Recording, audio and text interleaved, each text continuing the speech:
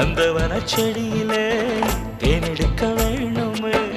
உன்னை எண்ணியே கையில் அள்ளினால் உப்புக்கல்லும் அமுதமாகுமையா.